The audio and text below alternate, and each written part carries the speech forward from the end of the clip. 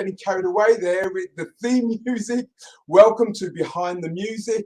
It's good to see you. Again, we're broadcasting from the United Kingdom.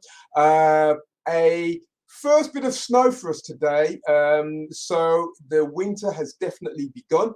But I hope that where you are, the weather's good. You're good, life is good towards you, and we just thank God that whatever situation we're in, we can give him the praise and the glory. Now, just to let you know, I'm on my own today. Unfortunately, Clive can't join us, but I know he'll be watching from somewhere. So we just want to say hi, Clive, all the best to you, and welcome to all our listeners. Today we have a very special guest with us. It is somebody who I've managed to play with a couple of times, somebody I really respect as a person, as an individual, as a Christian, and as a musician. And she's got good music in her blood. So without further ado, I would like to introduce in the show today a fantastic saxophonist. That is Cheryl Richards. Cheryl, are you out there? If you are, come in, please. Okay, so how are you? It is so good to see you. And you too. Thank you for having me. Absolutely fine. Cheryl, it's just great for you to be along and to be our guest today, very special guest today. As I said, Clive would normally be with us, but unfortunately he can't be with us today, but doesn't worry. I'm going to do my best to try and keep us all entertained, and thankfully we've got somebody who I know can really, really deliver. So it's great to see you, Cheryl. Before we start, what I'd like to do is just give you just a couple of minutes just to introduce yourself and to tell us what instrument you play. So hello everyone, my name is Cheryl Richards. What can I say about me? I am an introvert with extrovert tendencies.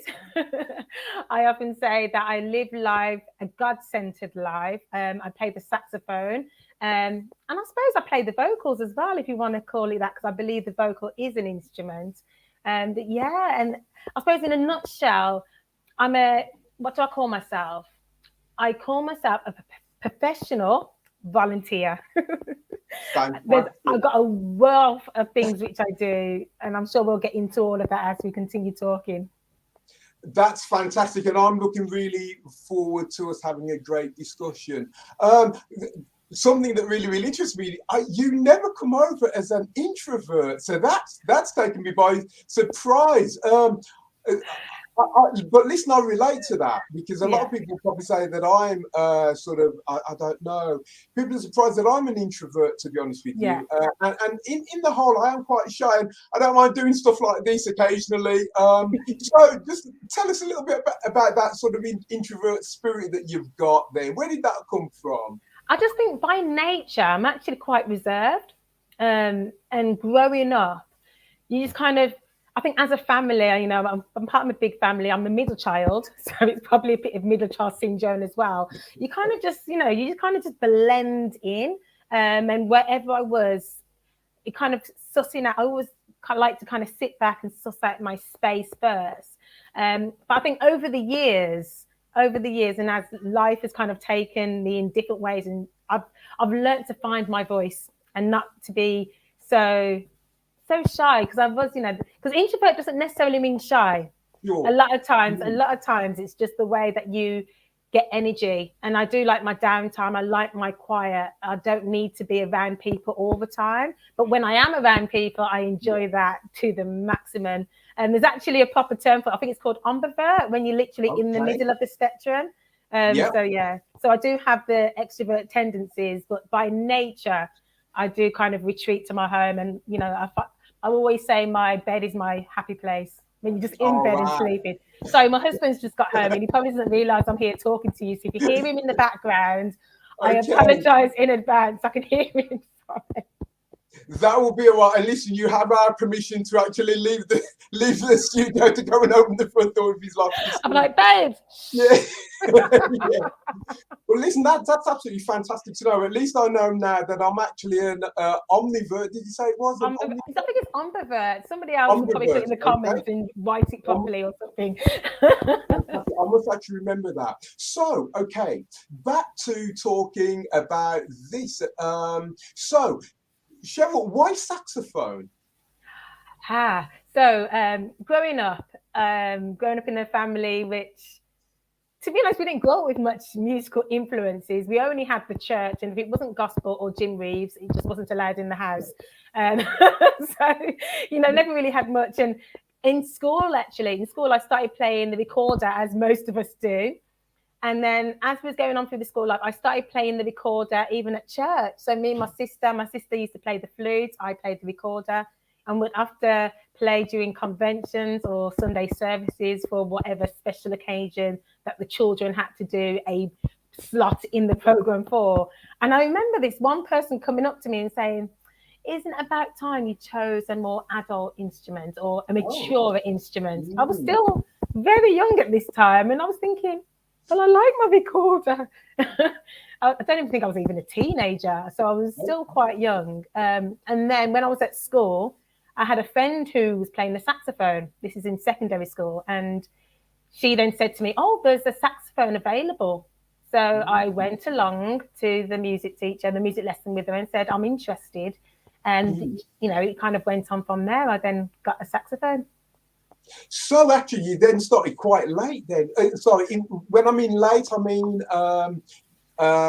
sort of in teenagers rather than early age. I was 14. I was 14 when I started playing the saxophone. So yes, it was quite late. Wow, and that's absolutely amazing. So one of my other questions was actually about kind of other instruments you've played. I mean, you've mentioned vocal as one of them, and we know now that you consider voice to be a fantastic instrument. And you played a bit of flute, did you say? No, well, my sister played the flute. I was the recorder. Although I keep saying, because the fingering on the flute is the same as the saxophone, I threatened to take the flute from her because she doesn't play it. So I've told her many times, I'm coming for that flute. I'm coming for that flute. Anthea, if you're watching, I'm coming for that flute. That is amazing. Now, I actually played, and the show's about you, so... no, go for it. I want to hear. Go for it. What are you going to say? Well, I actually played a little bit of flute while I was at school and didn't actually realise that, and a bit of clarinet, and not interesting to me, but I played the bassoon as well, which is a double-reeded instrument, as you're aware. I played that as well for a little bit of time, and really wish I'd continued. Now, I love woodwind instruments, and of course, everybody knows that the saxophone is a woodwind instrument, don't you? Right. Another back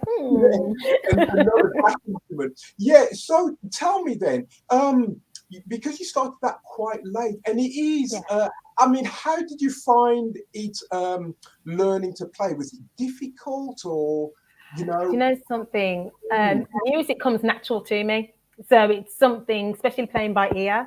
So even within the lessons, we had, the teacher used to, have the music sheet in front of me. And then I was like, "Oh, can you play that for me?" And he'd play it.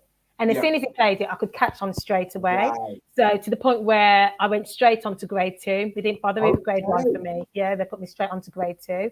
And I only actually had a year of lessons at school because my mum bought the saxophone for me. I had 1 year of lessons, and then it went into like the GCSE years. So I kind of told myself that, I want to focus on my GCSEs. That wasn't the real reason. It's probably because I wanted to play out with my friends during the break times. So I'm not, I'm probably one of the bad examples because I'm not the studious musician. It just came natural. So as long as I could hear what I had to play, I could play it. So I could always get away with it. And I suppose it just carried on exactly like that for the rest of my saxophone journey. The saxophone would come out of its box whenever I was asked to play, at school, they used to have, or at church, sorry, they used to have a cradle roll program. And once a year, I was asked to play for cradle roll, and it would dust it off and play, and then I'd go back in the box. And that continued for quite a few years, actually, right up to the age of 18. And then at 18, I decided, actually, I wanted to go to Camp America. Right. And I thought, okay, if I'm going to go to Camp America, it'd be good if I could go with the saxophone. So I started practicing more, and I just kept on practicing, and and I just started practicing. And then I suppose as I was practicing and just playing to songs in the house, I think I fell in love with the instrument eventually. Wow. Now that's really fantastic and really interesting. And my next question, actually, and you've kind of blown it really, was some of your viewers probably know that I've probably said this before. I've got a 9-year-old who actually has brought a saxophone home, and he's actually now playing in a full band. I was going to ask you, how do you keep a 9-year-old interested in practicing? Because I have real difficulty. And I know that you were out, you wanted to, go out and play with your friends rather than practice, and you dusted off once a year. How do you keep a 9-year-old interested in making sure that they actually keep practicing? But interestingly, I have an 8-year-old and a 10-year-old, and they both have instruments. So the one has got the flute, and the one has got the clarinet. So I know they didn't want to get the saxophone because Mummy plays the saxophone, and they didn't want the guitar because Daddy plays guitar. So they wanted an instrument which is their own, which says a lot about their character. I literally just tell them to practice ever so often. I'm like, oh, I haven't heard you practice for a long time. My daughter, who's 10, who plays the clarinet, she will sometimes hear when I'm practicing, that will prompt her to want to practice. And, she's quite studious. Now, my son is not as studious. So with him, I'm like, when was the last time I heard you? Can you actually play? Let me hear what that sounds like. Wait a minute. You sure you can play? He's like, yes, Mom. I'm like, how was your lessons? Oh, what did you do in your lesson today? Oh, let me hear. Let me and literally just praise. So it's really about homing in on what their love language is. I'm not sure if you heard about the 5 love languages. Oh, no. Okay. The 5 love languages. I'm going into a whole nother area now. No, you go ahead. This is an area which I learned probably when I was doing my marital counselling with my husband, and we've been married for 12 years now. And it's a concept that in order that we show love in 5 specific ways, and a key way to allow a person to feel love is about speaking their love language. So it's about gifts, words of affirmation, quality time, physical touch, and acts of service. So with me, I made sure, and I still make sure, that I understand what my children's love language are. And then I make sure I speak that language while I'm speaking to them. So if he feels loved, he's likely to respond to me in a loving way. And also, so I just literally with him, it's words of affirmation, it's quality time. So if it's about saying, let's do this together, that's us spending quality time together. And actually praising him. So even if it's in dud note or anything like that, not focusing on that at all. I'm just like, I'm so glad you're practicing. Practicing is absolutely fun.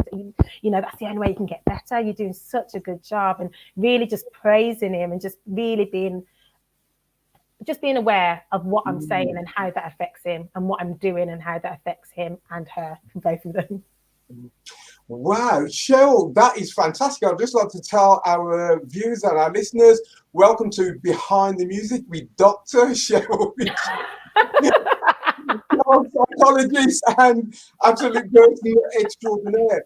Cheryl, I'd just like to sort of go down another route, actually, because as the conversation grows, I'm going to ask. I know that you've mentioned that that your husband also plays music, so I know that you've sent a clip in, and we will actually get on to playing that quite shortly. But as we're discussing, as you're talking about sort of the love languages, I know, and probably the rest of the viewers don't know, that you actually have written a book, if not Is it one book or is it two books? I'm not sure. Wow. I've written quite a few books, but there's one that's published and out there at the moment, and others which are in the process of being published. So yeah, I have and am writing. Wow, Cheryl, just tell us a little bit about it. Now, I'll just say to viewers that I came across this, must have been some years ago now, Yeah. and I think that you were actually promoting your book and actually selling them, I think, at church. And so the books that you've written are readily available. So I'm going to just sort of say, if you can just remind us where we can buy those when you get a chance. But just tell us a little bit about your books and what the subject matters are, and what you try to cover within your authorship. Yes, well, currently I've actually started my own business. Well, not currently, I've been working on my own business and we're slowly just plodding along with it. And it's called Wonderfully Made. And the whole concept around it is about building positive minds. And the history behind that is that I've worked with children and young people in the education sector and the voluntary sector for a number of years. I've well over 20 years of experience in those areas. And what I noticed, especially in secondary education, is that was often working on a knee-jerk reaction to things which were embedded from childhood. So we were constantly trying to unpick some of the problems to try and help them to be able to be resilient, to develop those positive mindsets. And I just thought, wait a minute. And literally the idea from the book was, and any of my books that I've written, it wasn't from me. It was spoken into my life a few times that I'm going to write a book. And I did reject it because I thought, when they said it, he's like, oh, I can see you writing books. And I didn't say anything at the time, but in my mind, I was thinking my husband's the one, you know, he actually is a doctor of theology. And I just thought, you know, he's the studious one, he's the academic. It's likely to be, I'm a creative. Don't put me in that box. But then, you know, some years later, literally the idea for my first book came to mind. It was My Hair Curls. And it was not long after having my first child. And, you know, just really thinking about the images which were out there, which are very similar to how I was growing up. It was very limited in terms of positive Black images. And I wanted my children to have that, and so they could be able to have, well, she can understand and identify with herself as being beautiful and wonderfully made. So hence why My Hair Curls came along. And there's other books that are coming along which are going on with those same type of principles. And it really is about everybody understanding to love themselves, but with the mindset to love others more. So it's having that healthy love and that healthy relationship with themselves and with others. And they're all centered about, there's lots of different children, we're all on this earth, there's lots of different people, we all look different, but celebrate that. It's okay to look different to your friends. We don't have to be clones of each other, and to be confident in who we are. And they're mainly based for zero up really, for the early readers. So I say up to about key stage 2, up to, so key stage 1 mainly in primary. And it is about those foundational years and solidifying. So it's about creating that firm foundation for future learning through books. And I always say reading. I always encourage reading in my house. My children are avid readers. In fact, they're better than me. Sometimes I'm like, gosh, what was that word? They're absolutely brilliant, and you know, always trying to, you know, set the bar so they can actually build on them for themselves. And it's amazing to see it happening, and some of the feedback that I've got on the book, especially in My Hair Curls, and even down to the other day, someone telling me, I bought it years ago and we thought we lost it, and my daughter was literally in tears looking for the book, and eventually they found it, and it was the impact that the book had, and she just wanted to let me know how positive the positive influence it's been in her home. And you know, it's amazing, but it definitely was God given. So it's all about, to God be the glory. Definitely. You know, I am sure actually we've got a copy of that book. That's the one I remember, the one we Yeah. I remember that. And I think that was your first book Yeah. that you wrote. To what extent, and you've probably answered the question a little bit, but I didn't quite catch it. To what extent was that kind of sort of like autobiographical in that, you know, it was thing that you personally experienced and just wanted to share that in that format? Yeah, completely. The area I grew up with was Great Bar, Birmingham, the Hampstead side of Great Bar, Birmingham. So the majority of the people that was around us had the straight European textured hair. So mine was very different, being natural. And it was really weird, actually, because growing up, my understanding was that when you got to a certain age, your hair automatically went straight. Okay. So, because everybody in the church, because literally my school was majority, like I said, European, Caucasian, or Asian, but very few Asian. It was literally majority Caucasian. So, always wanted their hair. We used to run around, you know, like you might not know. You've got sisters. They might have done it. I don't know. But we used to have skirts on our heads, or the tights on your head, and like when you're doing like the playing in the house, you're like, because you wanted your hair to do something it wasn't going to do. So, you know, all that thing that you always wanted. And then when you went to church, everyone just had straight hair. And then from the age of 9, my hair was also, as you can see, it's quite thick. So the process of getting my hair done was painful. Wow. And long. So yeah, so it was like always longing to have straight hair. And then my hair was relaxed from the age of 9, right up to the year that I was pregnant with my daughter. And that's when I went natural. Wow. Like I said, it wasn't a necessarily decision to go natural to stay natural. It was just a protective hairstyle, put it in plaits. And when I took it out, I just thought, oh, this is all right, actually. Let me see what I'll do with it. And then I started thinking, actually, I want to make sure that my child has a healthy understanding of who she is and her hair. Because, and I thought, if my hair's straight, how can I then tell her that her hair's beautiful when I'm not embracing the hair that grows out of my head and the way it grows out of my head? So that's how the journey kind of began with natural hair. And so happens the book came out of that. Although, like I said, my whole business is not necessarily around hair, but within our the melanin rich community, it is a big emphasis on who we are. Our hair does literally, it's quite big for us in our community. So it was, and I worked in a hairdresser's, I forgot to say that, from the age of 14 right up to the age of around 21. I was the Saturday girl. So working with hair, I thought if it was a book that I was going to bring out first, that would be a comfortable space for me, knowing that I have an understanding of hair and a passion for hair. And I still do hair to this day and on a part-time basis. So like I said, I'm a jack of all trades. That is absolutely amazing. You know, one more thing about the book, and I'm sure that our listeners are finding this really, really interesting. Yeah. But for me, one more thing about the book that I found amazing was who did all the illustration work? Yeah, that was my friend. Her name's Nushka Gailey. And she was somebody I met through my brother, actually. And she's a Christian illustrator. And it was really nice working with her. It was nice because I was trying to make sure that everything around my book was ethical, and but I also wanted to make sure I tapped into other cultures. But I do want the underlining that anybody I work with to be like-minded, to have a heart for God as well.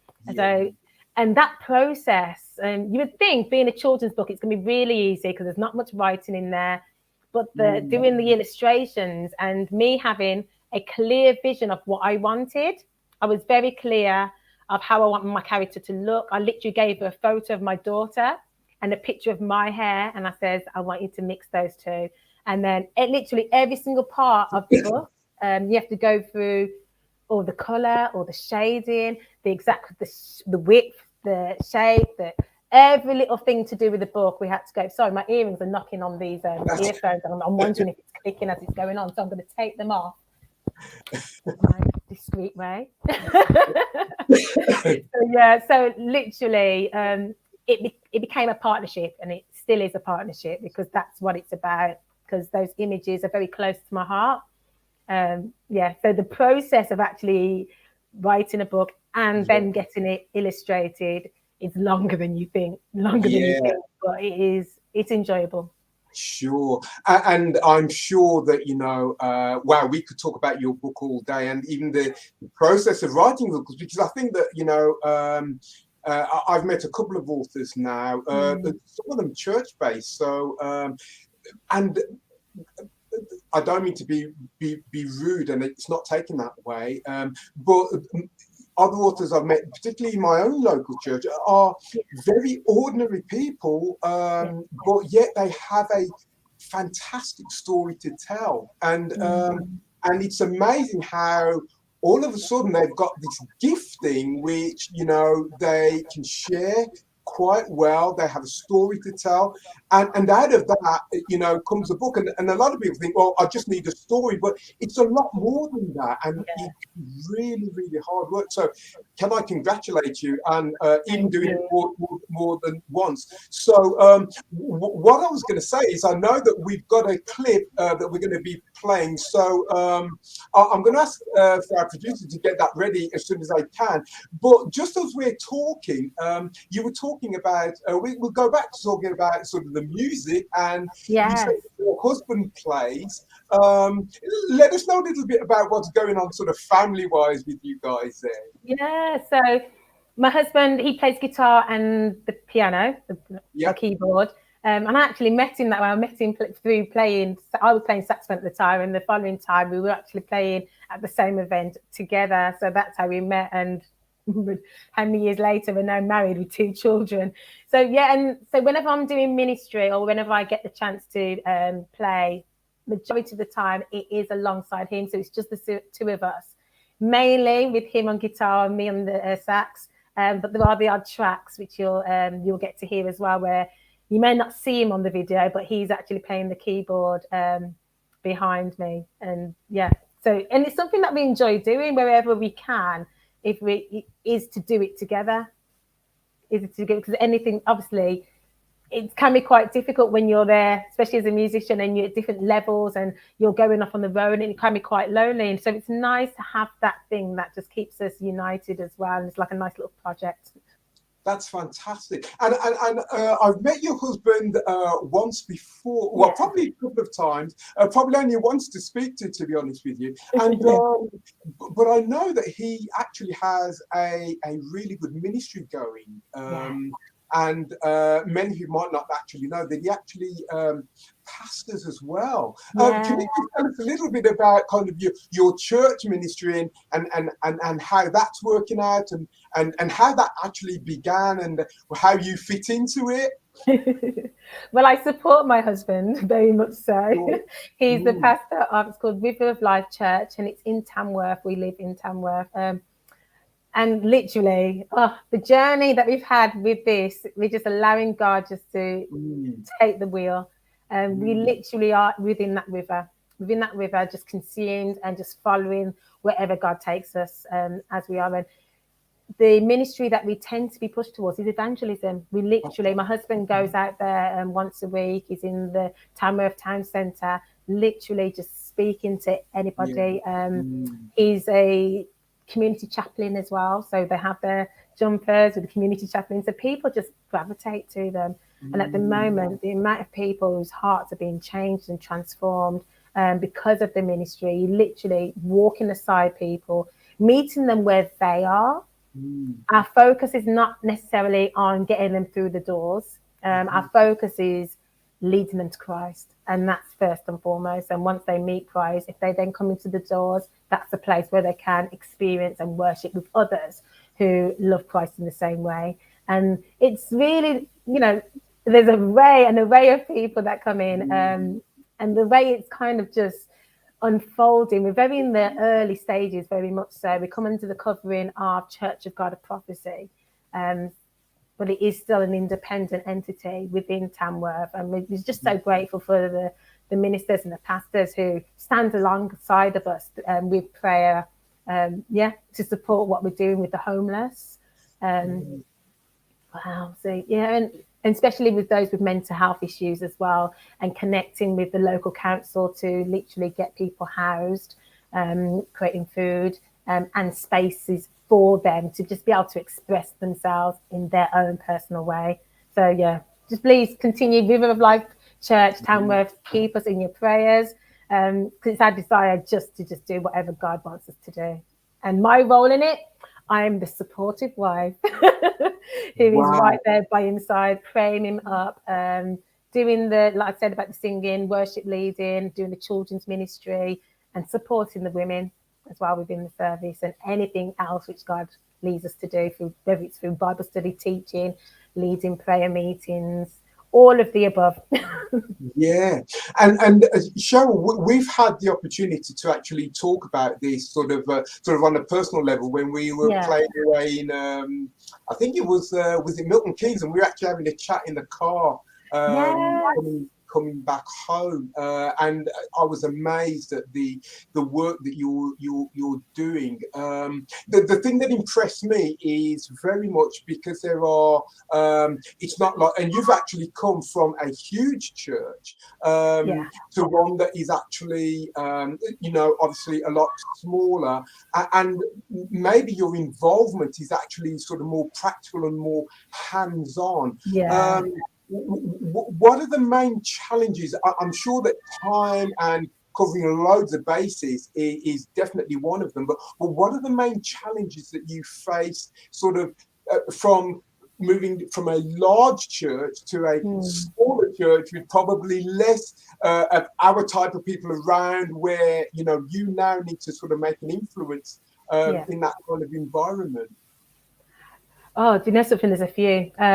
I think because when my husband and I got married, I then went into a ministry which was quite small. He was one of the ministers within that church, and it was actually quite small. And we, assisted in the growth of that church at that time. So it wasn't something that was new to us. However, the environment was similar even to the church, my home church, which was Aberdeen Street Church of God of Prophecy. It was still, the majority a Black-led church. So when we moved to Tamworth, again, we heard very clearly that God was telling us to move. And he wasn't just telling us to move, because a lot of people move house, you'd go, but we were called to this area, we were called to this town, this small town on the map, where we were then the minority. So when we first got into Tamworth, we joined the Elim Church, Elim Tamworth, which was very lovely. Again, was quite a big church, but very different to the worship that we were used to. And I think that transition period was very healthy, because it helped us to know our bases. We both, my husband's from Kojic, so we both come from, Prophecy and Kojic, different types of churches, going into a smaller church, but yet a very power-packed and everything, to then going into still a Pentecostal church, but it was very different in their approach to worship and even with the word. But it helped us as well within that time period. I'd say it was about 3 years. It helped us to kind of understand the environment that we were in, and having that time to really just sit and be still. Now, they would not necessarily say that we were still, because myself and my husband, they're very hands-on. If we're going anywhere, we're in there. What do you need to do? We're there to serve. We've got that servant heart. We're like, okay, God, where do you need us? So I was working with the children's church, children's ministries. I was playing sax, so I was there on the worship team as well. And we were also organising events for certain things within the community. But those things are just so natural for us, but we still saw it as a time of rest. So then, yes, like you said, coming into our own ministry, where you're starting, where my husband, he's done all the Bible courses, he knows the theology in terms of what you are supposed to do, but then God was telling him, I'm leading you, so just take it one step. And so being completely reliant on God and having to step into that is slightly scary, but I would say reassuring as well. And I think it's funny, because even someone the other day, they were like, sure, Lloyd, they just couldn't believe the way that we are ministering. This is, you guys are just going and you're just giving, and you're just worshiping. And it's like, there's hardly anybody in front of you, but you really, it was like, how do you do it? And I was like, because we have that relationship with God. Yeah. It's not about the faces. Absolutely. It's not about you are in our space. If you're Yeah. in my space, Yeah. then it's for me to take you on the journey that we and the understanding that we are on, and to come to our level. And I think because of we have to constantly just go back to the source, because if we're looking at the people, and especially, like I say, I'm going to emphasize again, we're now in an area where we are, as both a black couple, we are the minority. So there's a lot of ground that we've had to break, a lot of stereotypes, which we've heard people say towards us. And God's been telling us is to be faithful. And that slowly by surely, I mean, the church has grown, and it's still growing, still in that process. But it's not just about the numbers, like I said. It's when I say growth, I'm talking about the hearts of the people who are coming. And we're really grateful to what God's doing in this season. And that's all we're about. One day at a time, and constantly chiseling down at that wall in the way that God will have us to do it, and just making sure we just stay humble, keep our heart and keep our eyes on God, because you can't do it otherwise. Can't do it. Wow. Cheryl, it's so great to know that you're touching lives through the word and through this ministry, sort of as an evangelism ministry, but also touching lives through music as well, which is fantastic to know. I'm going to take you back to the music a little bit, if I may, only because, this show is all about, and we're not off track, this show is all about speaking about what's happening behind the music. And I'm sure that we have opened, thank you for opening up, because I think that people are beginning to see that you're not just Cheryl, the saxophonist that they've probably heard in a concert, but you're living out a life of praise, one that is very much a life of ministry as well. So we celebrate that. Going back to the saxophony and the playing, in what is in churches, and we've had the opportunity to play together on a couple of occasions, and I've been really blessed by that. And I know that you've been playing much more outside of my circle, but how do you find it in what is predominantly a male-dominated environment, as a female musician? I think this part goes back to what I said about my personality trait. In terms of being that introvert and that ambivert and the extrovert tendencies that I can have. Because obviously the male's approach to music, from my experience, I should say, because I know it's not going to be across the board, they're quite passionate about it, and they seem more confident as a whole. Now, me, when I first started playing, oh my gosh, if you could see my foot, it's like, the mouth would seize up, the hands would seize up, the sweat, you couldn't eat, you felt sick. And then for those of you who are aware of Aberdeen Street Church, you've got an array of like really good musicians, and it's quite intimidating. And they're not meaning to be intimidated. It's because it's me, it was my insecurities, and always being at a level. So you always kind of feel like you're not ready, and you're trying, but you just feel like you just wasn't quite there. And if you made a mistake, I was my worst critic. I should say, my worst critic. So it was like, like, it's a woodwind instrument. It's going to squeak from time to time. Sometimes it's just like you've hit a note, and you like, some days the reed has probably been on the saxophone for a little bit too long, and it goes, and all you feel is like a flush of heat. And then you can see the sea of great playing musicians just look and go, or you see in your eyes it's magnified more than what it really was. So growing up in that environment, it was tough, and I always wanted to be in the corner. I remember on a Sunday service, and in fact it was Clive Anderson. I don't know, he's played for Netby before. He was him that used to encourage me to play in church. And I wouldn't mic up because I didn't want to be heard. And I would sit in the corner at the back by the wooden panels, as far away and as inconspicuous as possible, because I didn't want to be seen. And I remember once Vincent McCullough saying to me, "Why you chose the wrong instrument to choose to want to do at the back." You know, it's just those little things, and they would say encouraging things, but I think because of me, you got that voice in your head, which is just like, oh, you're not good enough, you're not this, and you're not that, and yeah, and I'm so laid back about my music. I'm really laid back, actually. So for so long, I've been a closet player. Okay. I play at home. That's really my comfort zone. And whenever I have played out, again, with concerts or the different things, it was literally a process of getting over those nerves for so long. And in a male-dominated industry, it can be very lonely. It can be very lonely. But thankfully, over the years, I've connected with other female saxophonists, such as Millicent Stevens, and she put on there was a network of women came together called Kafemni. Okay. It's now called Success Behind the Score, but Kafemni was like a workshop. It used to happen like twice a year or pre-COVID, and we'd meet together and other musicians, not just in the church, female musicians from around whoever heard about it and wanted to attend. And that was a nice, encouraging space where we'd come together and just talk about being a female, being a musician, and just building up confidence really in playing. And I'd say as time got on, as I started playing more, that unction to want to play out and to want to be in the band. So even meeting up and being able to play with Annette, that the way that all just came together was perfect timing. That's all I've got to say.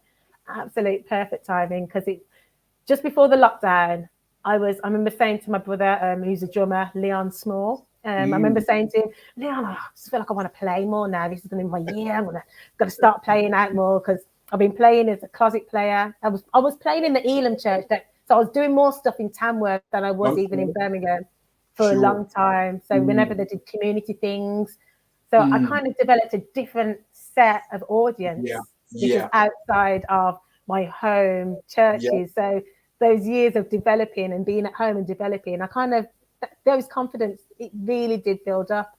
So I was there like, I'm ready to start playing. And then COVID happened. So a lot of the videos you're going to see came out of literally me being at home and thinking, because we started playing for our services, because we went online, and so for worship, we'd have like a worship song, and it would be me and Lloyd will pre-record those songs and then play them afterwards.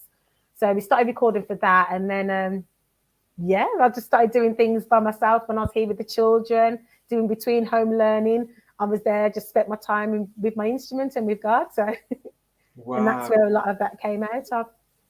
And then, so literally, I remember I put a text message, sorry, Gerald. I remember sending out on my WhatsApp status, I was kind of, I really miss being in a band. And I put that out there, and I had friends message me back who were non-musicians, even not really in church, saying, Cheryl, don't worry, your band's coming. Create a band. You should just create something and do it yourself. But, I always believe in God's timing, and it was perfect. So it's been great playing with yourself. It's been absolutely just what I needed. Just what I needed. It's been perfect. Now, we do have some, thanks for that, Cheryl. We do actually have some clips. I'm hoping we're going to be able to play them soon. So we'll get the nod when our producer is able to pop those on. But you mentioned COVID, and and how has that kind of affected yourself? I know that, again, through a conversation that we've had and what you've just sort of said about you were able to kind of if you like kind of build up again that appetite for playing, but how generally did you cope with, well, we're still in there, but how did you cope with COVID, and how did that sort of change your mindset with regard to sort of your instrumentation? I think as a whole, my experiences, even though there was a lot of sadness that was happening around the time, and I am sensitive to everybody's experiences on that, and even within our experiences within the church family and personally as well in the family, there's a lot of things that happened during that period. But there was something about it which allowed us to just stop, take stock of what we've been doing for years on that kind of rat race and just to be still. And I've always called it was a time of reassessing and reassembling, and it was. I said I was fantastic. It was a blessing in disguise. The time that I got to spend with my children and with my husband, and we got to learn each other in a way which I would not have had, because I got to see them from the educational point of view. And even though I worked in education for so many years, we didn't have that time with them, me really understanding them as individuals and them understanding me, because it goes both ways. It's about building up those relationships. And again, with the music side as well, just having that time to really kind of dig in, and that became my me time. For example, there was one time when my daughter, the saxophone was on the floor. You probably argue it shouldn't have been on the floor, but I was playing and I put it on the floor for some reason. And my children were upstairs and they came running downstairs for some reason. They must have been chasing each other. So they were chasing each other, and my daughter tripped over my saxophone. It wasn't even in the middle of the floor. When I say, oh Lord, I do positive parenting courses, guys. I'm a facilitator of positive parenting, but it wasn't. But I'm not a perfect parent. In that moment, I was just like, oh. You know something? I think because I was so quiet, I was like, what are you doing down here? Because I picked it up to try and play it and I couldn't. It made me realize how much of a, you know, I suppose it was like tonic to me. It was like healing. It was that was my thing I had, because I was doing everything for everybody else. The saxophone was my thing. So when that was taken, because then I had to go to the saxophone hospital for about 2 weeks. I was lost. I felt lost about my baby. And my daughter, she felt so good. I did forgive her. I did. The positive parenting skills came back in, and I forgave her. But she could see how much I was broken just by that. So so throughout that whole period, having that time, it was therapy. It was definitely therapy. And I know that we've got some clips of, hopefully we'll play them, of some of the project, that might not be the right word, but just a couple of things that you actually did during that COVID time. And, you know, hopefully we'll listen to those in a bit. But while we've got those coming on ready, what I wanted to do, Cheryl, is just ask you just one more thing about basically vocals, because you mentioned that vocals is definitely an instrument which you believe that you utilize as well, and so I'm going to ask you just to sort of just like touch on that in a little moment. But it's amazing that as a introvert stroke omnivert, whatever. That you chose an instrument which, outside of a orchestral setting, is really a predominantly known as a sort of a soloist sort of instrument. And you mentioned playing at, you know, such a large church, Aberdeen Street, where they have fantastic musicians and quite rightly so. And then to put your neck on the line to be playing an instrument which is kind of solo based and whatever, that takes not only a lot of guts, but must also be really, really intimidating. How do you think you've kind of grown from that experience now, and how does that kind of shape the way that it's developed you in other ways, particularly?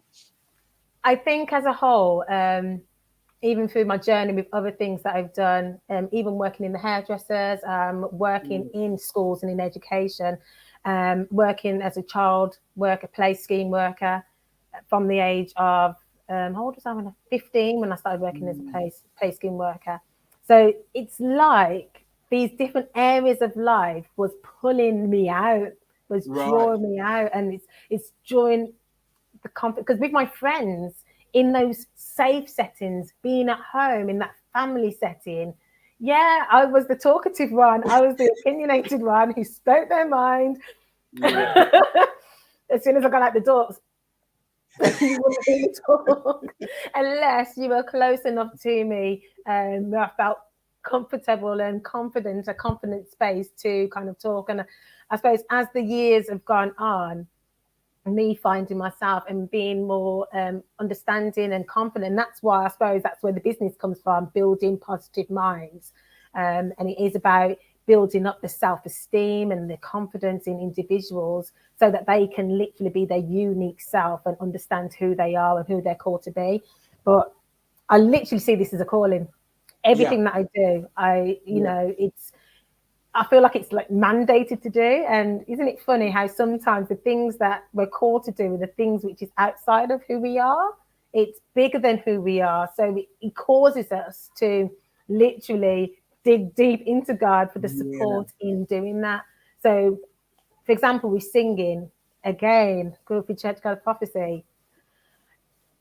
We had a load of singers which are absolutely amazing. So me not seeing myself as a singer is real. Me then having to do worship leading in certain arenas was my throat, my voice was in my throat. It was, I mean, my heart was in my throat. I don't know where it was, but the sound just wouldn't come out.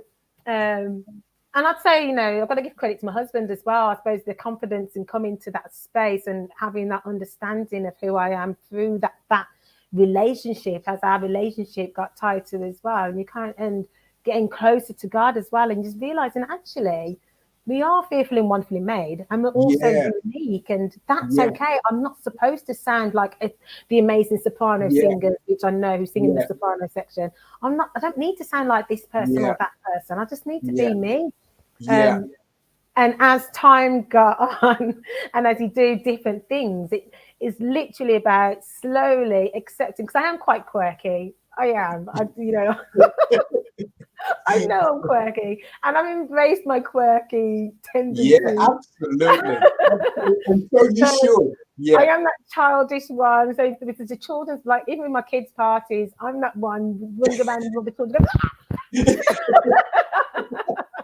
And I'm not too cared. Maybe it's age as well. But I'm not so focused on what other people think anymore. I'm just being me. And hoping that people can get it, and hoping that, and I'm also, there's a part of me that used to always want to please. So I thought, if I'm quiet and I don't say anything, people won't be offended by what I say or what I do. And I kind of came out of it and thought, no, actually, I'm actually a nice person. Anything that I generally, my heart is good. I have good intentions. So hopefully people will understand that. And as I started to embracing me and being myself, the result has been that people have accepted me, and that is the process of life. And whether you get it at the age of 2, 3, 4, or you start to get it in your 50s or whatever age, as long as you can get to that understanding that you can be yourself and it's okay. You know, there's something special that you need to do, and only you can do it. You know, and once I got to that stage where loads of people have written books. But what I had to say, God wanted me to bring that out. Loads, you know, there's lots of people who can play saxophone, and there's so many people that play better than me. There's people, you know, but it's okay. It's about using your gift and using it to the glory of God and to the best of your ability. And I'm always, always, always just working at my craft and working at my gift through singing and through playing. And it's just so funny how singing came onto it, because it's something that I would run away with from a child. I was just too nervous to do that. And now I'm doing a community choir. Fantastic. We just put a poster up in the library in Tamworth Town Centre, and people turned up. And so I lead the community choir. I go into the children's schools and I do children's choirs. Brilliant. I do one-to-one vocal coaching with individuals. Okay. Growing up, you know, years ago, obviously I was in the choir, Aberdeen Street Fellowship Choir, youth choir at the time, and then fellowship choir growing up. So from the age of 14, I was in choirs. So when we started the choir, I was just like, oh, I didn't realize how much I missed it. It was absolutely amazing. And it's just a part of me. The children in the schools love it. I got children. I got the Star of the Week as a staff member, even though I volunteer. I didn't even realize I could get Star of the Week. But the children, because I go into the classes and the different classes and I do singing assemblies, I love it. Absolutely love it. Fantastic. Considering I would never sing because I never thought I was good enough. I just do it now. Yeah, absolutely. And, you know, I think this is what God has sort of given us as tools that, you know, and then when we just give it over to him, you know, he just kind of just like replenishes it and just like builds on what we've got, which is fantastic. What we're going to do now is we're going to go straight to playing, Cheryl, one of your videos. Thank you. We've got the clip here. We're going to play that. And then once we play, I'm just going to ask you just to comment and to tell us a little bit about that clip. So if our producers could just like pop the clip on and we'll play it now.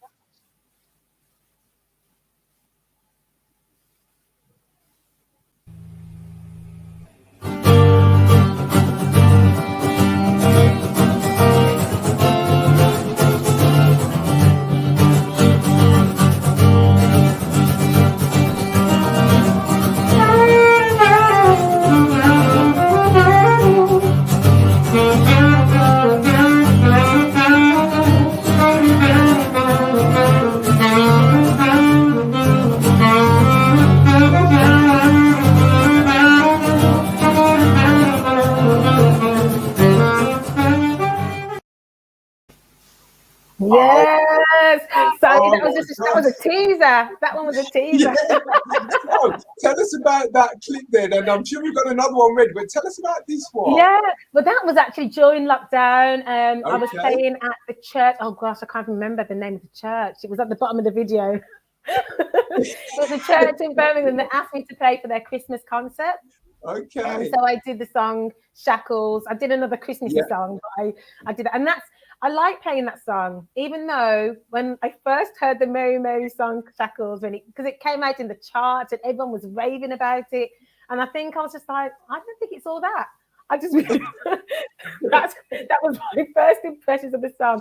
And especially because people used to say, oh, do you like the song Shackles? You're a Christian, so you must like that song. And I think they used it as a conversation starter, and I found it quite patronizing. I was like, just because it's a Christian song doesn't mean I'm going to like it. Oh, my goodness. But you know something, I actually love the song now. I love it. And I think you can have different relationships with songs, can't you? And it can change depending on where you are in your personal walk and in your personal life as well. I'm sure you can think of songs which you might not have liked before, but then suddenly you hear it and the words just hit you, you know. That one talks about I'm going to serve you regardless of the circumstance. It talks about the struggle, it talks about going through things.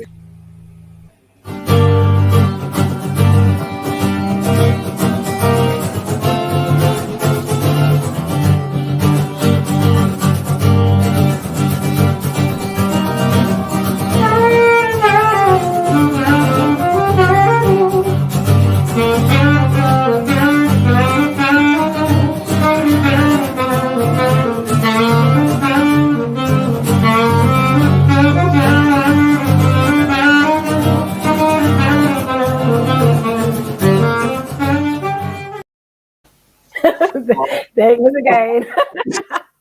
I think that should have been the second clip, but listen, it was great hearing it again.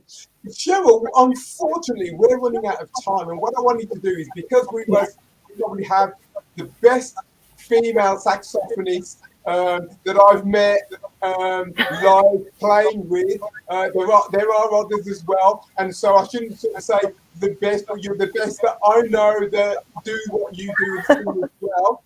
What I wanted to do is just take the opportunity to actually have a saxophone lesson from you. So I don't know whether you've got your sax nearby. Have you? I can run and get it. We'll get it, and I'll get mine. You got yours. Give me a second. So while Cheryl's gone, I'm going to take the opportunity just to, this is my son's saxophone, and I used to play some time, well, I used to play time. At the moment, I'm sure you can hear me. That's okay. I'm just telling the audience, Cheryl, sorry, that I used to play clarinet at school, and I'm not, anybody who's actually played a single reeded instrument. Literally in the case, because I just took it. It's quite difficult to play. So what I'm going to do is I'm going to have my first saxophone lesson off Cheryl. So Cheryl, I'm going to have to ask you to just like shout out the notes, and if you get any squeaks, just ignore me. All right? You might get squeaks from me. This is freezing cold. Okay, so first I want you to do just to breathe into the mouthpiece. Just breathe, not too hard. Just breathe, just to kind of breathe air to warm it up for me. That's lovely. That's it. Keep breathing into that while I'm putting this on. So your saxophone should be much warmer than mine. There you go. And you know, I've never ever warmed up a saxophone before. I always thought you just had to talk to it nicely. Come on, baby. Warm up. Sorry, Cheryl. Sorry to get you unawares, but never mind. Let's go for this. Okay, then. So, as you can see, I'm going to teach you the first note, which is the B. Yeah. So you rest your thumb on the back. Yeah, got it. Oh, I was getting to the camera there. There we go. Yeah. Okay. Yeah. And then obviously your finger, your other thumb is on this side, yeah? Let's blow that B. Go on. There you go. Mine's not warmed up enough, Cheryl. Just blow a bit harder. Drop your jaw a little bit. Make sure it's fully in your mouth. Is that okay? Yeah. Okay, so we're going to go then to the A.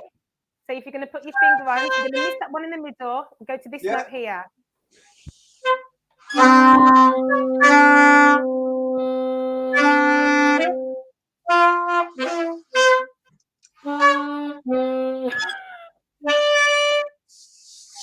Oh my gosh, how embarrassing is this?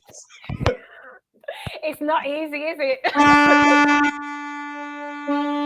down to the A. Excellent.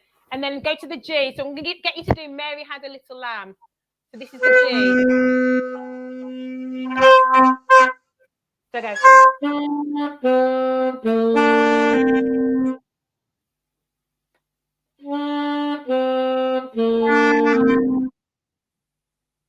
Okay, do that last G for me with the 3 fingers on. Cheryl, I'm afraid I'm going to be like my 8-year-old and I'm going to have to give up. So my 9-year-old. Well, what I want you to do, they're coming in now because they can hear the saxophone. I'm thinking, whatever you do. Notes for me. Ewan is here. Oh, now he's gone again. Cheryl, what I'm going to ask you to do, I'm sorry, everybody, this is live and this is what happens with live radio when you're dealing with children. They never do pets, never do children. We've got Ewan here, Cheryl, if that's okay. I'm going to ask Ewan just to play something very, very quickly. Okay, what you can, very quickly. We've only got 1 minute left. And then I'm going to ask Cheryl then to play us out, if you don't mind, Cheryl. Yeah, that's fine. So I'll just ask Ewan, my son, just to play something very, very quickly. Okay, there you go, Ewan. Do you want that on? Okay. Right. Okay. You sit here so that everybody can see you. Hello. Okay. Right. Off you go then, Ewan. Play what you can. Wait. No. Try again.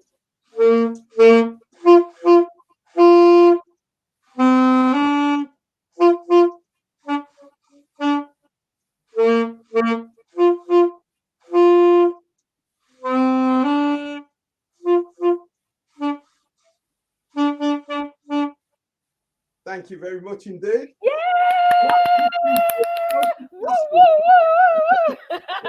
Fantastic. Okay, back to my show. Right. Okay. Cheryl, what I'm going to ask you to do, unfortunately, we've run out of time, but what I want you to do, if you don't mind, is are you able to play us out with a tune? I am. I'll see whatever pops into my head as I start playing. And just before you do, Cheryl, what I'd like to say is a big thank you for coming on our show today. Thank you for what you've shared about your book, about your vocals, about your ministry, about your saxophone, and I'm sure that we're all better for what we've heard from you today. So thank you very much indeed. And we're praying for your ministry as well, and also for Lloyd, that you continue to just be a blessing. So, Cheryl, without further ado, can you play us out? God bless you. I will do. Thank you for having me. God bless. Cheers.